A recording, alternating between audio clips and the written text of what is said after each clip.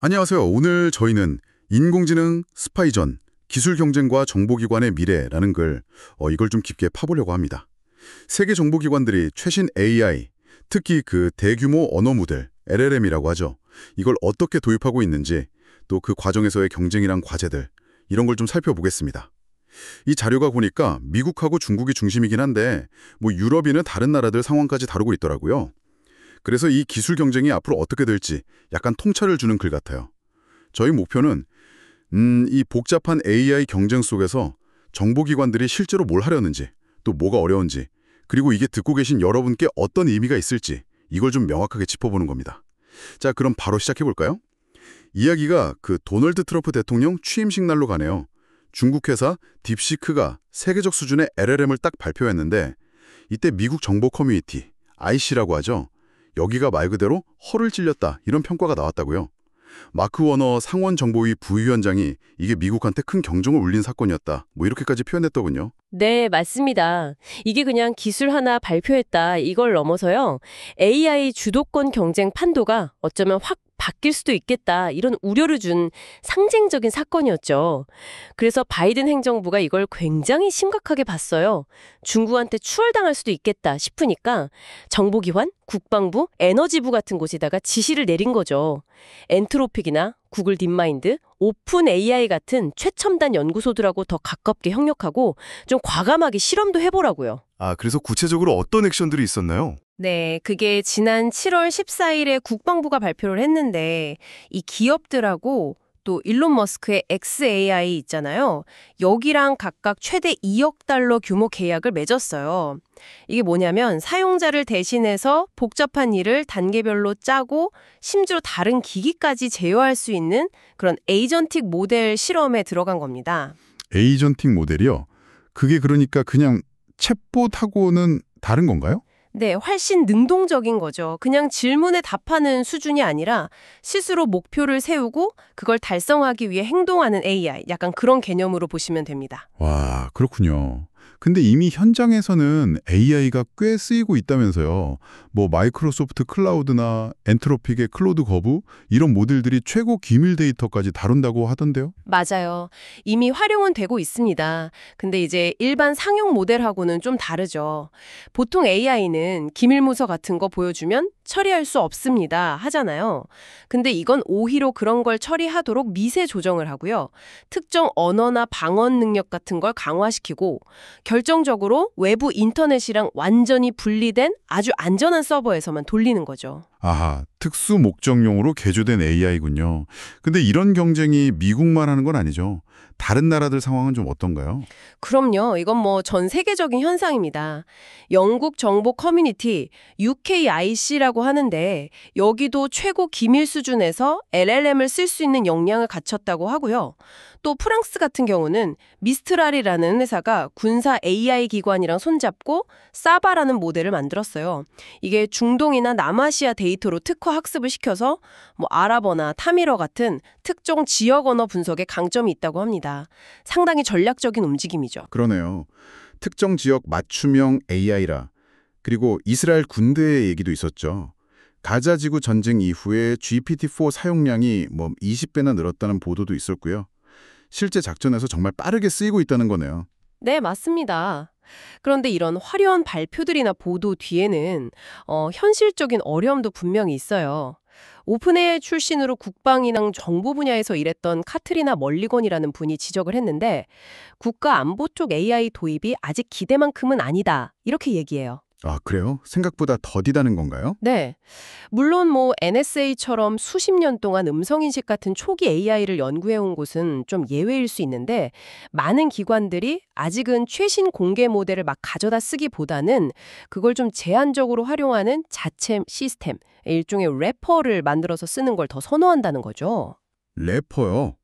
그건 그러니까 최신 AI 모델의 성능을 100% 다 못 쓰게 뭔가 감싸는 방식이라는 말씀이시죠? 왜 그렇게 하는 걸까요? 여러 이유가 있겠죠. 보안 문제라든지 기존 시스템과의 호환성 문제도 있을 거고요. 근데 엔트로픽의 타론 차브라라는 이분이 예전에 백악관에서 기술정책 담당이었는데 이분 지적이 좀 핵심을 찌르는 것 같아요. 이분이 뭐라고 하냐면 진짜 변화는 그냥 챗봇 쓰는 게 아니다. AI를 도입한 다음에 임무 수행 방식을 아예 어떻게 뜯어 고치느냐 거기에 달렸다. 이렇게 강조하거든요. 아, 단순히 도구를 쓰는 걸 넘어서 일하는 방식 자체를 바꿔야 한다. 그렇죠.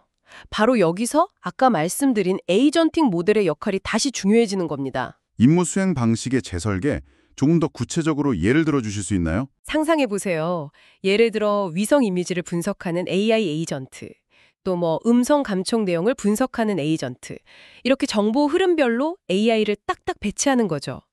아니면 더 나아가서 일한 핵과학자 수백 명을 식별하고 그 사람들 정보를 쫙 조사한 다음에 접촉해서 망명을 유도하는 이런 식의 아주 복잡하고 여러 단계로 이루어진 임무를 AI가 주도적으로 수행하는 이런 시나리오까지 얘기가 나오고 있어요. 와, 그건 정말 공상과학 영화 같은데요.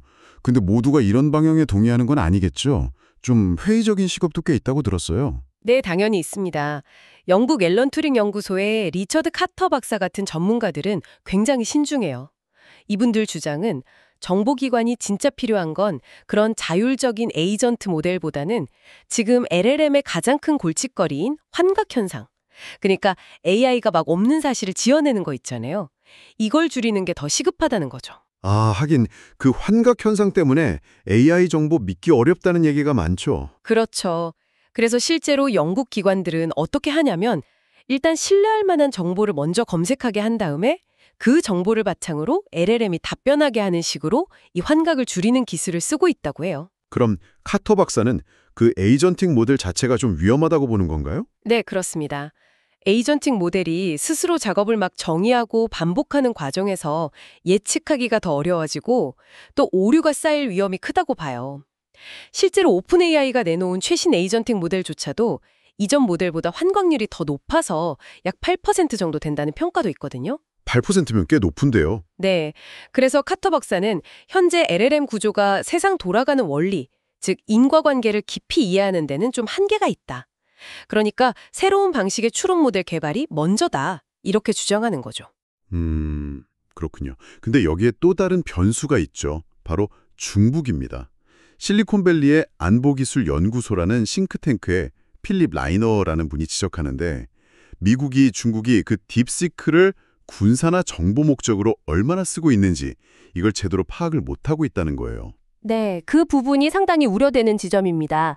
라이너는 이렇게 얘기해요. 중국은 우리처럼 모델 자체에 대한 안전장치가 상대적으로 덜할 광역성이 높다. 그래서 오히려 더 빠르고 강력한 통찰력을 얻을 수도 있다고요. 아, 안전장치가 덜하다는 게 오히려 속도 경쟁에서는 유리할 수도 있다. 이런 역설적인 얘기네요. 그렇죠. 덜 신중한 접근이 더 빠른 결과로 이어질 수도 있다는 우려인 거죠. 이런 걱정 때문인지 트럼프 행정부도 지난 7월에 국방부랑 정보기관에 지시를 내렸어요. 경쟁국하고 비교해서 AI 도입 속도를 정기적으로 평가하고 계속해서 적응해 나가라고요. 아까 언급된 멀리건의 지적처럼 미국이 기술 개발 경쟁에선 이기더라도 실제 현상에 이걸 도입하는 경쟁에선 질 수도 있다는 그런 현실적인 걱정이 깔려 있는 겁니다. 워너 상원의원도 중국 AI 발전에 대해 미국 정보 수집이 좀 부실했다 이렇게 비판하기도 했고요. 자, 그럼 이 모든 복잡한 상황들이 결국 이걸 듣고 계신 여러분께는 어떤 의미를 가질까요? 네, 오늘 쭉 살펴본 것처럼 정보기관의 AI 도입이라는 게 엄청난 기회인 동시에 신뢰성 문제, 또 통제 문제, 그리고 중국 같은 경쟁국과의 지정학적 경쟁이라는 아주 복잡한 방정식을 풀어야 하는 과제인 것 같습니다. 단순히 기술 개발 자체를 넘어서 누가 더 빠르고 효과적으로 이 기술을 현장에 적용하느냐, 이게 이제 핵심 경쟁력이 된 셈이네요. 네, 맞습니다. 마지막으로 이런 질문을 한번 던져보고 싶습니다. 이런 국가 간의 경쟁 구도를 넘어서요, 정보기관들이 AI를 이렇게 광범위하게 활용하게 된다면 과연 이게 비밀 유지 활동이나 감시 활동, 더 나아가서는 국제 분쟁의 양상 자체를 어떻게 바꿔놓을까요? 우리가 그동안 정보 수집이나 분석에 대해서 당연하게 여겨왔던 어떤 근본적인 가정들을 어쩌면 이제 다시 한번 생각해봐야 할 시점인지도 모르겠습니다.